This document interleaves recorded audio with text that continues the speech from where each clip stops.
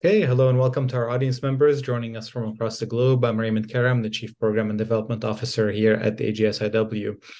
I'm happy to welcome you all to today's book talk centered on a new publication titled Saudi Arabia and the United Arab Emirates, Foreign Policy and Strategic Alliances in an Uncertain World.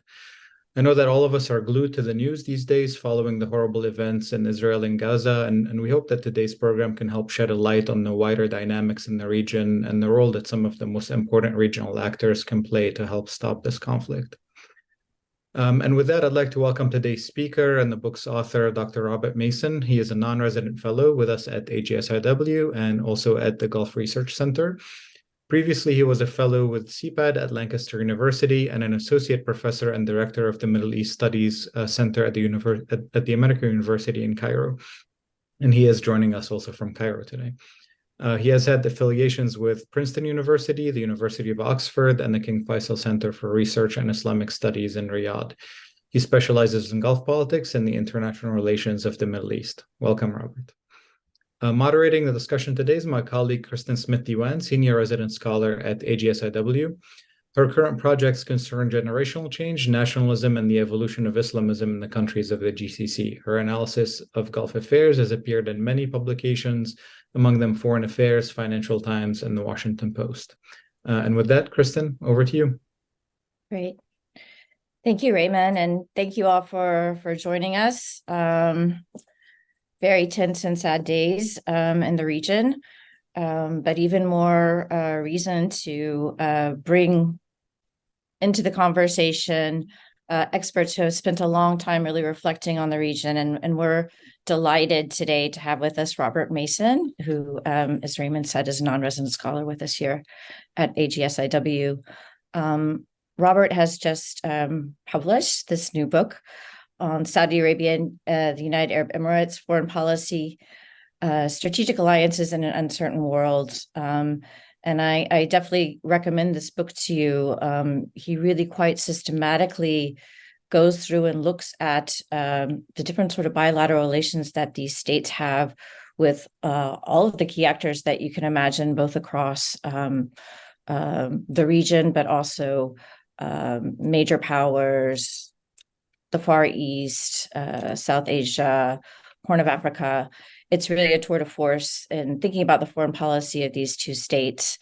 And I think when all of us look at the politics today and over the last 10 years, it's hard to not be struck by the increasing importance of these two states, in particular within the Gulf, and understanding the evolution of the broader Middle East region. They've both been going through these enormous changes, led by generational leaders that are relying on new kind of forms of legitimation that changes the relationship with the society. We see changes, of course, in their economies as they're looking to move from this energy transition and diversify their economies. And at the same time, they're becoming much more sort of abroad. So there's a lot to think about and a lot to understand in how these countries are executing their foreign policy and how they're interacting with each other. That's also been a big question thinking forward, as well as with the United States and other great powers. So we're delighted to have Robert with us. I've kind of already answered, I think, why this book is really needed, but can you tell me from your point of view, sort of why you felt this book was needed and sort of how you approached it? Sure. Thanks very much, Kristin. Great to be with you as SIW first of all, and with you particularly as a discussant. So this book is really a development of really my PhD about 10 years ago, and where I was looking at Saudi and Iran and their foreign policy, some of the key international actors, and their domestic politics and regional politics as well. And so I've taken a similar approach, and as you say, there's a variety of reasons for that. I think the highlights are the vision strategies that they're pursuing, the economic diversification projects, which perhaps we can come back to in terms of how that affects their foreign policy. But also, they've been the main protagonists, if you like, within the region, particularly since the Arab Spring a decade ago. They really led the counter-revolutionary backlash, if you like, or stability axis against what was taking place, and also had more assertive foreign policies due in part to shifts in leadership patterns as well. And so, these are increasingly important states in the region, and as we've seen since the Ukraine conflict, important international energy markets. There's been dynamics changing within the GCC itself, and that's hugely important. And particularly the shift towards looking east towards Asia and that kind of impact as well. And so, yeah, I think it's an unusual book in that it tackles two GCC states simultaneously in their foreign policies towards a plethora of states internationally. And the kinds of issues that throws up, I think some of them are really quite surprising, but also integrating some of those issues together in terms of economics, in terms of strategic calculations and political issues besides, was fascinating as well. And bringing in different voices. So I did a lot of research with ambassadors, both within the region and internationally as well, and talking to colleagues who were kind enough to look at each chapter in turn, with wisdom and expertise on particular bilateral relationships. So it's a multitude of voices and a common approach, really, building on this idea of economic statecraft and Realpolitik, which I've looked at over the last decade, but also how that has evolved and how it influences and is influenced by other states, both regionally and internationally. Mm-hmm. Well, let's get right into that, because I think you do kind of offer a new contribution. We often have talked about the Real, and in this we need Real, RIYAL, right, from Politique, which has to do with, I think, both kind of a realist position, but also one that's driven very much by their financial ways that they can influence through their finances and the wealth that they can bring to the table and their influence. But you do mention that this has been evolving, and that you see this playing out differently in their foreign policy today. So can you tell us, like, what are some of the things that you're seeing in that evolution? Well, I think the primary example is how, first of all, in the past, the oil and revenues have been turned into influence, religious influence in many cases, in terms of Saudi Arabia, and how that's impacted in states in South Asia, for example, and other areas besides. That's really developed over a period of time with the vision strategies, and more recently how the PIF, the Public Investment Fund, has directed its assets more for internal development. Emirates is also interesting because it has an early mover advantage in terms of trade and investment internationally. In pursuit of CEPA's, comprehensive economic partnership agreements, it's been at the forefront, the vanguard of developing bilateral relations on an economic basis and using those relationships to leverage on a regional basis as well. And so you've got this strategic calculation globally, increasingly globally, of developing joint ventures, investments in strategic industries, key bilateral industrial partnerships, and leveraging those to be a more strategic actor over time. And what that tells us about how small states behave is quite surprising, because the small state is supposed to concentrate on more domestic and regional issues, but this is a state which has transitioned to something quite different, and is using that influence to quite significant effect.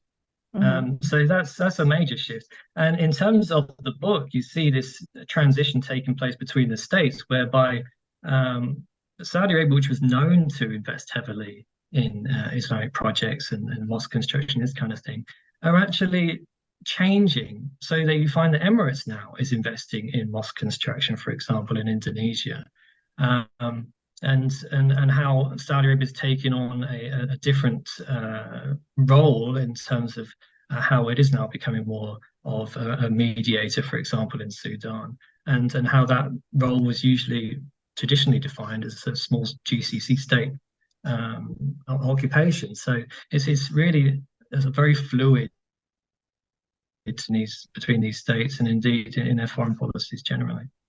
Yeah, well, let's stay with that just a moment, because of course you're right. We usually think of Saudi Arabia and its foreign policy as relying quite a bit on its role as the leader in the Islamic community. We have seen big evolution in how they're presenting themselves both at home and abroad right now. And I guess we can talk about it moving towards a stronger nationalism. How do you see that playing out in the way that they're building their ties across this whole string of different countries that you look at in this book? Well, certainly nationalism is one issue, and it's one which has perhaps been sparked more by intervention in Yemen and the need to carry socioeconomic development through to generate positive or desirable change within the domestic sphere.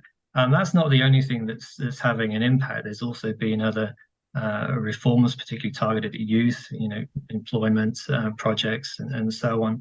And this idea of tolerance coming through heavily, this idea of attracting expatriate labor to bring in the expertise needed to function with the transition to a post-frontier economy. And so there's a lot of moving parts to what these states are trying to achieve and the means by which they are being pursued. Certainly it's been something which has been developing, and it's changed also. For example, as Emirates pulled out of Yemen and started de-escalation within the region, that's also generated a new dynamic of its own in terms of the kind of economic partnerships it's pursuing in the region. Mm-hmm. Well, you, on a sort of more conceptual basis, you describe this as a new form of relations called relational autonomy that they're developing.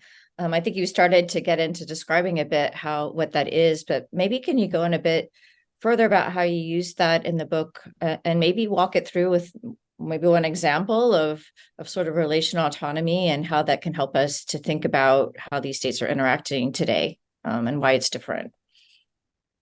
Okay, so first of all, within the literature review, there's a lot of publications which talk about balancing for relative autonomy.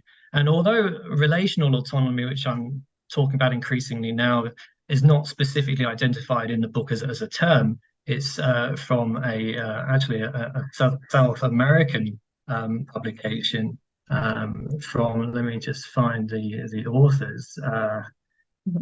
It's Russell and Turkaplian who published this article talking about relational autonomy. It's absolutely fascinating how the development and regionalization that's taken place in South America is now functioning to a large degree in the Gulf. And so what I mean by that is when you unpack the changes, the socioeconomic changes. So for example, the role of women, although it's relatively small effect and impact in the military, for example, the kind of soft power impact that has and the kind of imagery in terms of the woman soldier holding the baby coming back from Sudan, from the evacuation there, the kind of domestic military industrial projects that they are pursuing for maximum autonomy over the long term, the kind of regional de-escalationary trends which are taking place, and the kind of potential for cooperation. I know at the moment it's looking pretty bleak, but in terms of the potential for cooperation on things like climate change, on energy, which is already taking place to some extent with some states, there is more evidence of relational autonomy creeping in. This is not just about balancing internationally for relative autonomy. There has been substantial facilitation of this as a concept because of what's happened with the US, particularly after 2019 and a lack of response with the Abqaiq and Khurais attacks, and the search for more security relationships with countries like China and Russia. And there's hedging as well within that, and non-alignment, as we've seen in terms of Saudi and Emirates joining the BRICS. But there's increasingly evidence to show that as we near this transitional period and enter fully into a transitional period to post-frontierism, what will be necessary for autonomy will not be balancing. It will be more development of relational autonomy and influence through more subtle means and measures, whether it's through the G20 or OPEC Plus with Saudi Arabia, or through other more subtle institutions such as Interpol and renewable energy architectures in the case of Emirates, for example. Yeah. This kind of global outreach then sort of also is indicative of the shifts in power within the region, right? Because, we may have thought before about Saudi Arabia having these connections through, especially with the Islamic countries in certain ways, but in their security and other key factors being really, really tied in underneath sort of the American camp. So when you think about this relational autonomy, the way that they can build these ties through diverse different means really speaks to a new way of interacting in this multilateral space, right? Yeah, absolutely. And the opportunity for that multilateralism has been quite limited in the past. I know there's been some cooperation in the GCC, but there's not been that sort of systematic trust or security ties which one might expect. There has been some developments in that sphere, but with external actors and indeed regional actors helping to facilitate that Saudi-Iran deal. I know there's questions as to how sustainable that can be, but there's a basis there to build on and to grow in common areas of interest in this, what is a very tight sub-regional environment. And, the potential for transnational challenges and incidents to affect and be contagious to other states is really high. So, fundamentally, there's an important strand which binds these states, and even wider, of course, in terms of monarchical interests with Jordan and Morocco, for example. It ties these states together, and then dependency on top of that with states such as Egypt, Pakistan, and so on, which lays out a foundation for commonality and increased interaction. Well, let's move into some of these bilateral ties. As I move into that discussion, though, I do want to recognize everybody who's here with us today. Thank you, and please do be thinking about your questions, and you can put them right into the Q&A box. I'll be happy to kind of integrate them as we're going through these different topics. Let's start with Iran. You mentioned de-escalation as one of the trends that you're seeing now, but obviously that hasn't always been the case with Iran.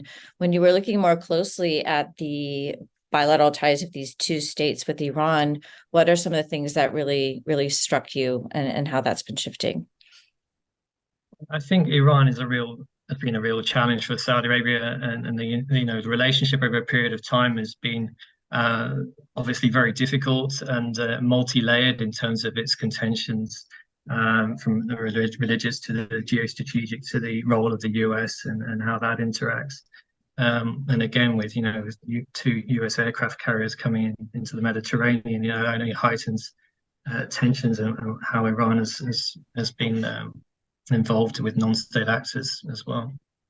So this is a multi-dimensional challenge. But what's really interesting, particularly with the Iraqi and then the Omani and then the Chinese brokered agreement between Saudi Arabia and Iran, is that tensions can subside even in a period of relatively high threat perception. When there's a political will to do so, it's still possible to make progress, and that's even more evident in the 1990s when we had the security agreement, and when Saudi Arabia and Iran were both very positive about interactions, and I think the Saudis were even saying, our security is your security, and so on. And that goes back to what I was just saying. This is a very tightly bound region, and what affects one state affects the other, and it's important to try and get along in a sort of broadly cooperative manner, and try and build on that security agreement. So where there's a crisis and a challenge, I think there's also an opportunity to roll out a more wider understanding of where both states stand and what their interests are and how there might be common grounds. But obviously that's quite difficult when there's other external actors involved with their own national interests, and what has been quite sort of an ebb and flow of relations under the Obama administration pursuing the JCPOA, which was quite positive in terms of nuclear diplomacy, but also had some GCC state contentions attached to that. And then during the Trump period, where there was a carte blanche and transactional approach, which was in favor of GCC autonomy, state autonomy, but which was more of a sort of zero-sum game in terms of how it was perceived in Tehran. And did you find kind of differences between how Saudi Arabia and the UAE approached this question of Iran? Because obviously this is kind of the biggest strategic challenge, I would argue, for both of them in some ways, or the biggest security challenge. Since you're looking at the bilateral ties, what did you find in thinking about that? Certainly, I mean, the power differential between the members of the GCC is well known. You've got the Saudi Arabia hegemonic power and the smaller GCC states. But as I say, and as I've sort of drawn attention to in the book, that increasingly it's very difficult to label these states as either middle powers or small powers. I've written about that also in another publication about Qatar and Emirates and how they derive influence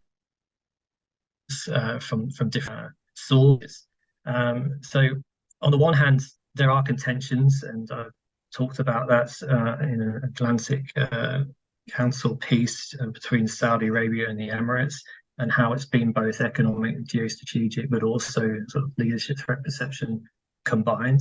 But it's manageable, you know, for reasons of monarchical interest, for reasons of shared geography, for reasons of common threat perception. But also, I think as time goes on, what we'll find is the diversification strategies of these states will become more unique and identifiable to each one of these states. So there's not going to be the sort of direct competition, head-to-head kind of competition which we're seeing at the moment. So that sort of lays out a fairly bright future in that case. And I think as long as they're both achieving progress, that's quite a positive development. In terms of their interactions with Iran, you know, there's a whole variety of a raft of reasons why Emirates tackles this differently. You know, you've got this community of Iranians in Dubai, you've got the historical connections. I think, you know, there's a notable diplomat and scholar that was talking about, you know, the wind turbines coming from Iran into the Emirates as a sort of cultural influence, which you just don't find in other states, not even in the Gulf. So that's quite interesting, and fish sauce and other cultural exports as well. But, you know, for Saudi Arabia, the strategy and the impact has been more direct because these are middle and regional powers at the core. But what's interesting is that Saudi Arabia, again, going back to the previous response, is that it's reorientating its policies, which favor economic interaction. We've seen that they're pursuing an economic partnership to some extent with Iran and with other GCC states in order to de-escalate, in order to support sort of the developmental model and interact on more sort of common threads. But with this very unstable environment that we're seeing at the moment in the Levant, it's difficult to predict how that's going to play out. Yeah. You, in your previous reply, you kind of worked your way through different American administrations and kind of showed, I think it demonstrated the challenge for these states that are still quite reliant on the United States in many ways to kind of navigate and our own political changes that are taking place across different administrations. But we know too, in this agreement that was just made as Saudi Arabia had made this decision to try to de-escalate with Iran, that they brought in China to kind of seal that, or to help perhaps hold the two powers to that, or to have more influence over Iran. How do you see sort of this evolution of these two very important states with these sort of great powers and how they're navigating that? With the US and China, you mean? Mm-hmm. Yeah, so I mean, there's been a lot going on internationally, and the US in particular has has had a direct influence and impact, I think, on Saudi and Emirati policy and strategy. And I think that dates back at least to 2003 with the Iraq War, at least to the Arab uprisings in Egypt here, where they lost their partner in Mubarak, at least until Syria and the conflict where Saudi Arabia threatened to put boots on the ground. And then, it just confirmed really in Afghanistan. And so what China's been able to do is really sort of bring in and deploy a sort of soft influencing strategy in which it's not competing directly in terms of security partnerships, but it is able to, without this kind of political baggage, and get involved in the kind of negotiations as an honest broker. It's got huge trade and investment relationships. The Belt and Road Initiative that includes most of, if not all of the Gulf states. And so its strategy has been one which has been more effective and more favorable from what's been taking place with Washington. And, there's been incidents which have supported this deterioration. We know about Khashoggi, of course. We know about the Yemen conflict, which has become more divisive over time, human rights issues and so on. It's not just unique to the US. This has been an issue for some European states as well, Germany and Canada, of course, on the other side of the Atlantic. And so some states have been able to become more entrenched in their involvement. And I would argue, as I do in the European chapter, that France under Macron has been very effective in taking steps which have reinforced the relationship, particularly from 2017 with the detention of Saad Hariri, and then reinforced after Khashoggi. You see the arms trade relationship burgeoning, personal relationship burgeoning, and also coordination on issues which France is trying to achieve traction with, Lebanon, for example, on other dossiers besides. So, whereas UK is arguably losing some of its influence because of Brexit, because of the internal trade and investment issues and coordination issues with other countries. And so this is interesting to see. And I think there's some states that are doing better than others, and that's something which is a natural reflection of not only their internal political situation constraints they're in. We see that with Congress and how a deal with the US and Saudi Arabia might play out and the difficulties therein, and how others are able to take a more unconditional approach. And that includes things like dual use goods exports to the region, which I argue is could have a substantial effect on state-society relations, because some of these can be used, sure, for safe cities, but they can also be turned for repressive tendencies if and when that becomes necessary.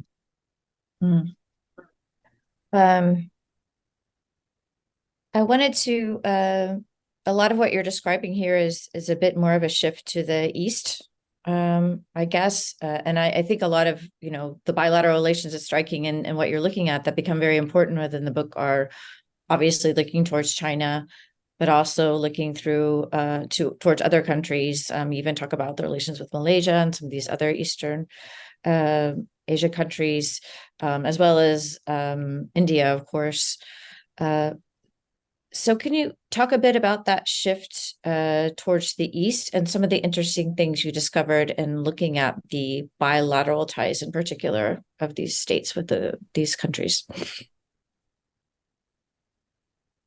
So the East is a quite a block, but if I take some examples in turn, we include issues such as Russia becoming more involved in joint ventures with Emirates, which I cite as quite an important aspect in terms of autonomy, because what it does, it provides a plan B for this rising relatively small state in order to fend off conditionality from this in terms of the stealth fighter deal. Can you explain a little bit what you mean by conditionality? What are you fighting off conditionality? Well, yeah, I mean, in that sense, in that particular negotiation, the US was attaching conditionality about rolling back Chinese influence through telecoms infrastructure in the Emirates, I think. And so Emirates was able to take a much more independent path, whereas Saudi Arabia, in contrast, accepted the I think 5G, 4 or 5G. And so in taking that independent path, it contributes to its autonomy, relative autonomy at the moment, potential absolute autonomy later on, and is able to chart a more independent path. It's able to build its security relations, diversify them to maximum effect by including a whole range of partners, whether it's South Korea. I know they're involved in the civil nuclear program in the Emirates, but also therefore has a stake in the security of the Emirates. And Japan, as it diversifies a very heavily energy dependent relationship, also has an interest in the security of the Gulf because of that kind of dependency that's taken place. So even with established international actors, it's erroneous to talk about the GCC states being particularly or overly dependent on foreign actors, because there is always an element of codependency. And as I say in the book, in terms of some actors, which tend to be developing states, there's actually a reversal of dependency, and that I don't think is written about enough.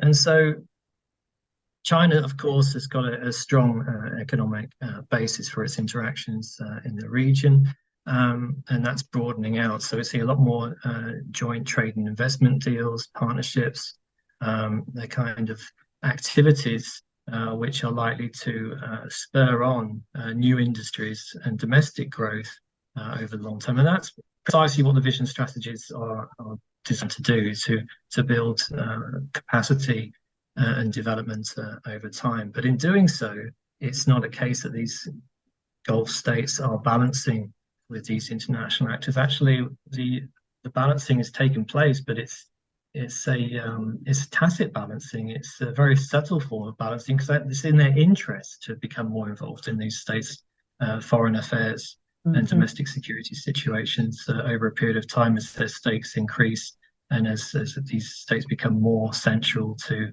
the international and particularly Asian markets growth for themselves and their own autonomy in their own region. Well, let's talk. You introduced this idea of a hierarchy of economic statecraft, which I think is very much you're kind of getting into now. Can you explain a bit more about what you mean by that? And I'm also thinking, just as you were describing that, I mean, if you're getting these much deeper ties with all of these different states, how are Gulf states sort of prioritizing amongst their interventions? Because obviously, if they're getting pulled in much more into all of these different states and their interest is in doing so, especially if you're looking at a small state like the UAE, I mean, there's a limit to how much it can be pulled into, across its different relationships. So, well, I think that's the interesting part. You would assume that there's a sort of finite limit, but I think some of these constraints to their interactions are disproportionate. That there is so much more activity now than there used to be, and that it's being perceived by both sides. For example, so I've just, it's not in the book, but I've just finished another article talking about how the Emirates is working with Brazil and other states in South America, and that was being pursued as early as 2005 through a multilateral partnership agreement led by Brazil. So it's a two-way situation sometimes, and it's not always the pursuit of foreign policy objectives from the region, but it can be the reverse situation as well, because these are important states in terms of energy and so on, and food markets and the rest of it. But going back to the point about the hierarchy, I think what there is a systemic level, the sort of traditional areas of global interaction, which generally surround oil sales, arms imports, which continue from the West despite robust legal framework. There's still use imports from China, technology and so on, which are becoming more and more important in terms of the volume that they're imported. And then the next level, I think, is more about expatriate labor and remittances, which again is more of a traditional aspect, and it tended to involve regional parties, Jordan, Egypt, and so on. And then there's shifting trade and investment patterns, which I've already alluded to, the comprehensive economic partnerships agreements are relatively new, building relationships with key states and regions. Many of these levels highlight issues of codependency, and there's another aspect below that, which I would argue is perhaps less economic but can still involve revenue, and that's Hajjpolitique, which is found to be a very subtle form of leverage over Muslim majority states on particular issues, which I've found to have a considerable effect. So from the sort of systemic issues, the global markets, right down to individual deals, and there's evidence to suggest in a variety of bilateral relationships, arms deals, energy transfers, and other aspects besides have been used strategically to achieve particular foreign policy objectives, whether it's as an incentive or as some form of punishment, then there's a variety of evidence to support that with countries. Yeah. Let's talk a bit about the Hajjpolitique, because most of what we're describing and going through shows Saudi Arabia kind of relying less on its Islamic sort of leadership and its new foreign policy and relationships. But this is obviously an area where they still have important prestige and leverage. You look through some of this in some of the East Asian countries. Do you want to tell us a bit about what these Hajjpolitique looks like, and anything that surprised you and how that plays out? Well, I think the term can include different elements. So it could be quotas, it could be particular visa policies at a given time, even COVID-related policies just a couple of years ago, which could be construed as being linked to either stemming the flow or opening the numbers, increasing the numbers of those who are allowed into Mecca.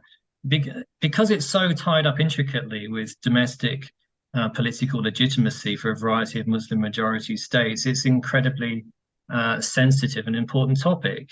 Every Muslim has the need to travel to Mecca at least once in their lifetime. The demand, the pent-up demand in some states is huge. There's a long waiting list in some cases, and so with such an important topic, it can have a disproportionate impact over some states, and especially when they're pursuing particular policies that could be deemed to be detrimental to these particular states concerned, such as Saudi Arabia. Well, let's talk again. I welcome all of you to give your questions to Robert. Why don't we move a little bit to some of the current affairs then? Obviously, that has everybody on tenterhooks about what's happening in the region. We haven't talked yet about the approach to Israel and the Abraham Accords. So maybe we can talk about that. Obviously, the UAE was the first mover in that. We've been looking at the United States perhaps trying to pull Saudi Arabia into that relationship as well. What did you find in looking at these two states and their approach to Israel, and why Israel at this moment then would be seen as an attractive partner, where obviously it was not even thinkable in the past? Well, we're actually working on a book right now about this particular topic, about the Abraham Accords, and I was responsible for the chapter on the Emirates, so I hope that's going to be out soon, inshallah. It's still being finished by one of my colleagues, and so there's a lot going on, having an impact. That's probably the cause for a slight delay there. The key issues, I think, are that some of the smaller GCC states have obviously found it easier in a way to advance relations with Israel, because of this Islamic leadership issue that Saudi Arabia has a key constraint, and the fact it's got a larger population to consider, and the fact that it's been a lead on Palestine for many years, including 2002 Arab Peace Initiative. For Emirates in particular, it ticks a lot of boxes. So there's a security rationale, and that's been implicated in a lot of Emirates dealings with countries, even including the UK, where that software has been used to gather data. But there's other issues besides. Again, it feeds into vision strategies of boosting tourism and sports, new industries, cooperation, the high tech aspects, which of course is a commonality for a lot of these GCC states in terms of missile defense technology and the kind of cooperation that could lead to, including with the US as a third actor involved. The signaling that goes on, I think, is an under-researched or a less known element of the process, in that if the US president is in pursuit of this kind of agreement, it obviously is a strategy that reflects well on the bilateral relationship with the US. So it's not, although there's obviously a key bilateral relationship in terms of the normalization taking place, it's actually much more nuanced than maybe it first appears to be. And obviously, in terms of rolling out the signaling of rolling out new relationships across the Arab world was one of the issues as well, trying to build up steam and momentum and trying to tip the balance, whereby a lot of the GCC states finally sign up to this kind of accord. But in this issue, there's all sorts of politics and political systems, and nuances in the political systems, which gives one pause to thought. So of course the Arab Street is more or less in some cases inclined to have an impact, but when that's translated into official language in Kuwait, for example, in parliamentary impact and actions, and when it's translated into media content and other issues besides, these all have a bearing on the ways in which the GCC states interact on this issue. So clearly we've seen that in the Saudi case, it's more complicated and constrained in terms of congressional approval for some of the aspects which are being asked for, but it's just been overrun by other considerations in the last few days, which is facts on the ground is not conducive to the kind of stable environment in which national interests can be pursued without considering broader trends. Well, let's talk about that and delve into it a bit further. I mean, you've been describing basically states that are diversifying their economies, that are able to use these new arenas that they're moving into, or industries, as platforms basically for diversifying their foreign policy and building other kinds of codependent relationships, I guess, or ties to other states, giving them a lot more balance and sort of outreach. We can understand now the desire then for de-escalation, but now we're in this situation of crisis. So what are some of the risks? I mean, what are, when you look at these states pursuing these strategies, are there things they haven't thought about? I mean, did they misjudge? Did Saudi Arabia misjudge in its outreach with Iran, when now we can see, in an explosive few days that whole kind of direction of de-escalation can be overturned? In short, no, I don't think there's been any misjudgment. I think the risk was always there, and Emirates partly engaged with Israel to stem the ongoing settlement activity in the West Bank as sort of a prerequisite. Whether that was enough. They actually stemmed it was supposed to, Whether it was enough in what's been taking place more recently is another argument. But you could argue that it's direct representation now puts Emirates in a much better position to influence facts on the ground. And remember that there's been a bit of competition in the GCC for influence on different dossiers. And the Qatar historically has been much more advanced in its economic statecraft in terms of engaging in Gaza than some other states. So that's certainly one factor to consider. So, having representation, even when the situation is incredibly difficult, isn't necessarily a bad thing.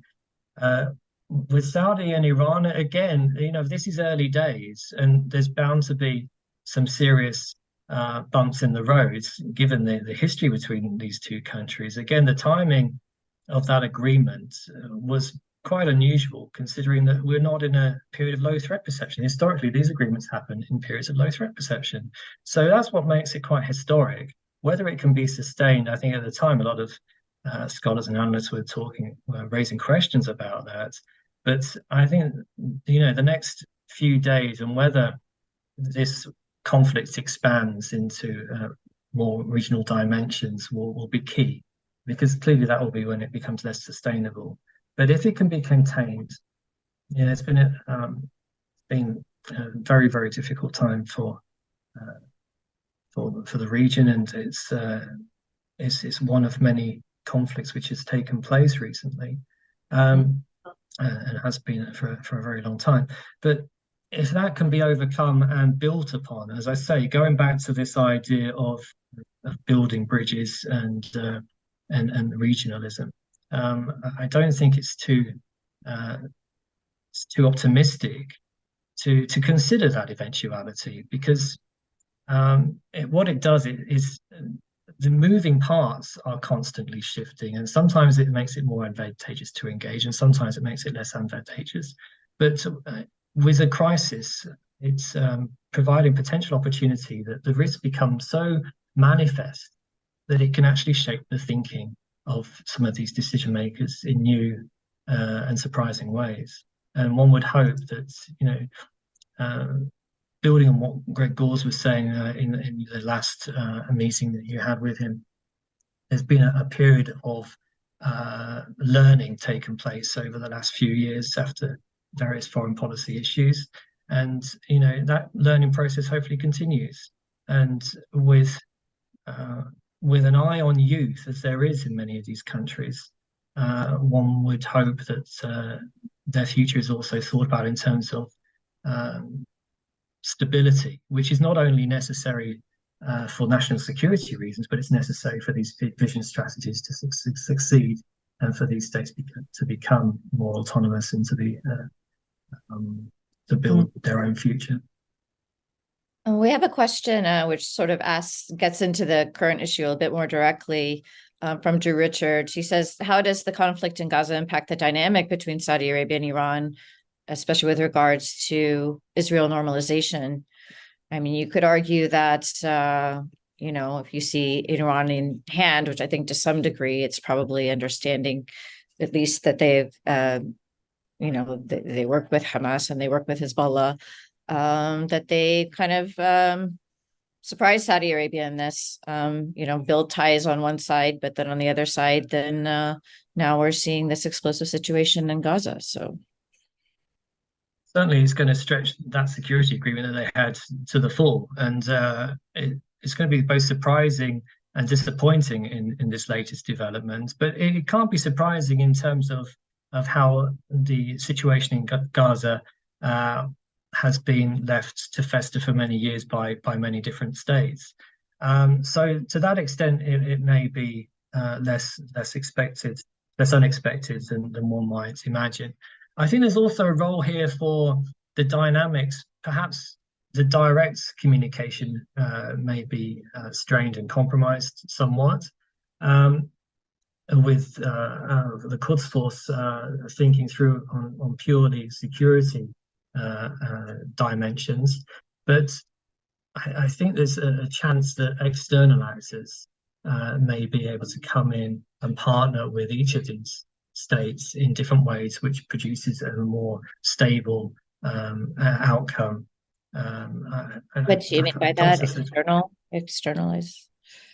Well, I mean, for example, we've had the Chinese involved in helping to bring these two sides together in the past. Now, if there was another schism between these states on this particular issue, and I know it was mentioned that the next case that China could be involved in diplomatically would be the Israel-Palestine conflict. I don't think that's necessarily very realistic, given the dimensions at stake here and the risks involved.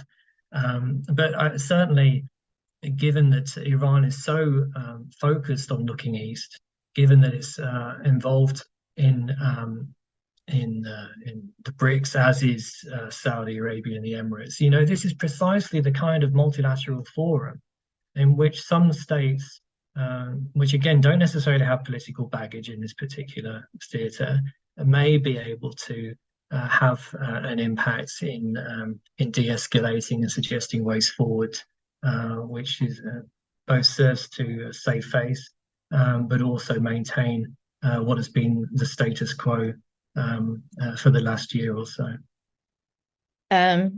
We're actually running more short on time, and now we have all the questions. So I'm just going to ask you to answer this really quickly, because I feel like we still haven't fully answered Drew's question. I mean, is the normalization agreement between Israel and Saudi Arabia off? No, I don't think it is. I think it's still early days, and we've got President Biden visiting the region tomorrow. I think we have to wait and see how the interaction with Hezbollah across the northern border does or doesn't take place, because that will be a key aspect to consider in the regionalization of this conflict. As I say, at that point, when it starts involving other Iranian proxies, or if there's increased tensions in Yemen, for example, that could be an issue which proves to be highly detrimental. But remember, if you look into the history of Saudi-Iranian relations, that it's been stop-start for a long time. And, relations can deteriorate, but they can also pick up again. And it's really up to the leaders of both countries who has political will to try to obfuscate and blur and try to find new avenues to circumvent escalation, then I think that's achievable. But ultimately, it's up to the Iranian proxies to remain a little bit, what's the word, to make sure that they don't become involved in making this conflict any worse than it has to be. We have another question on this conflict. To what extent has the peace agreement or the Abraham Accords between UAE and Israel impacted UAE-Saudi relations? So, some people point to the fact that Emirates Abraham Accords with Israel is a factor in the Saudi-Iranian normalization. I don't really buy into that argument so much. I know it avoids some degree of Saudi marginalization in this process, but I think what it points to is the absolute necessity within the next 7 years is when the vision strategies are expected to be implemented. In most cases, in the Saudi case at least, and so the need for stability is absolutely key. And in order to arrive at that stability, there needs to be not necessarily a rapprochement, but certainly a new way of working in the Persian Gulf, which provides for some basic security and some resolution in the Yemen situation, and a degree more cooperation within the GCC itself in order to advance the kind of interests, the economic interests, the socio-economic interests of each party. And so there is competition for sure, but as I've mentioned, that this competition can be managed and is increasingly likely to be managed as these states diversify into new industries and that they become involved in new regions around the world, which boosts their distinctly different economic profile. Another question coming back to Saudi Arabia and Israel. Suzanne Jaffe asks, Saudi Arabia is the keeper of Mecca and Medina. When they normalize relations with Israel, assuming they will would that have a snowball impact on many other Muslim majority countries? So I guess there's kind of two questions there. One, if Saudi Arabia takes that lead, does that mean all the other Muslim countries will follow their lead in relations with Israel? I think there's also an interesting question about the trade-offs here, right? If they normalize relations with Israel, is that going to hurt their leadership, their Islamic credibility? Well, and I think that's why it's taken so long to think through a deal and its consequences. I think that's partly why the price has to be so high in terms of the US cooperation with Saudi Arabia in order to compensate for this kind of backlash that may occur. We've already seen in Malaysia and to some extent other countries as well, the kind of struggle for leadership of the Islamic world and how it's been dealt with in the past, largely through different methods, both political and economic, in terms of the kind of aid that's been offered, and in order not to participate in these kinds of conferences and so on. But I think whether there'll be a snowball effect, I very much doubt it. It may encourage certain states, those tied most to Saudi Arabia, to develop their relationship. But we've already seen, for example, Bahrain is already in that position. We've already got Egypt, which has normalized relations with Israel. So when you're thinking through the list of states which might, I think there's already been sort of some testing of the ground and some precedents which would take away some of the necessity or the inclination of certain states to feel that they need to follow suit in some way, that they all have their own national interests and risks involved, and they'd have to make that decision based on their own assumptions and calculations. It's in terms of its leadership of the Islamic world and its impact. Well, I think this is why the next few weeks, months, and so on will be key, because it was difficult already, and what's happening now makes it much more challenging. And so certainly we're not going to be in a position to advance that negotiation in the short term. In the medium term, it's probably going to happen under a new president, which raises significant questions about, President Biden's foreign policy legacy and how that's going to be perceived in this region and back in the US. Well, if we're following Twitter at all, it's not going to be looking too good. Yeah. Let me ask you, there's one more question here about a state we haven't talked about yet that's very important in the region. That's Turkey. Turkish-Saudi relations have turned around very quickly since 2018, and the two now even enjoy a high level of defense cooperation. What factors may have the potential to sour Saudi-Turkish relations in the future?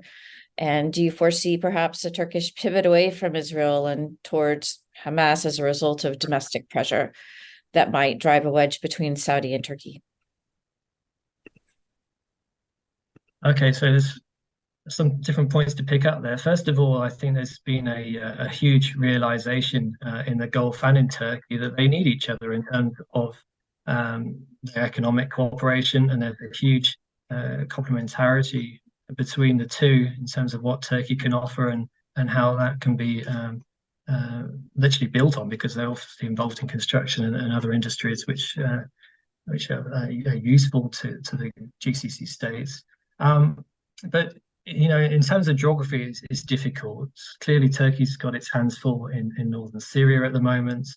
I think it's taking off now after the Turkish presidential election has created a sort of few years of predictable politics there. But whether or not domestic issues can come in between, I think it has been an issue in the past.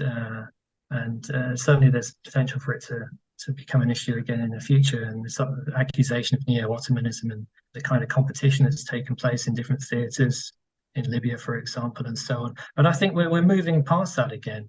It's into a period where economic interactions are prized.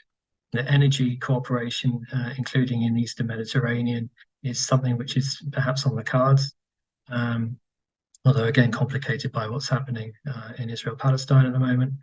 But certainly there's an upward trajectory, and I think this is one of the bright spots of the regional development, which gives you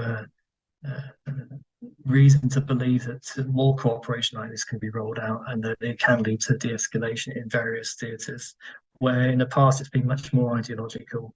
But as these issues have gone on, I think both sides have realised that it's not in either of those sides' interest to continue.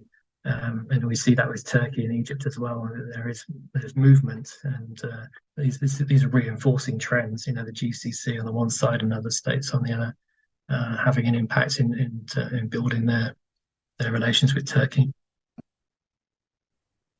Well, we're closing out of time here. I think I have to say I'm really struck by sort of the optimism and the positive kind of future that you see here. I mean, you're painting a picture of sort of less emphasis on ideology, the power of sort of new economic ties to build kind of codependent ties across the region. It does give you sort of hope, especially when we're seeing this current, explosion of violence, probably from an area that has not been linked in with those ties very much.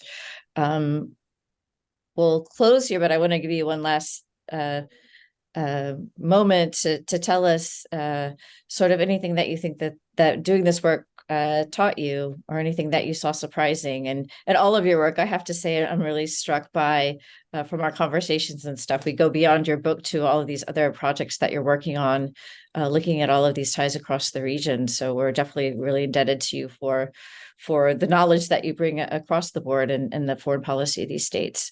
But I'll give you the final word, and I'm going to hold up your book too, so people know which book to purchase here.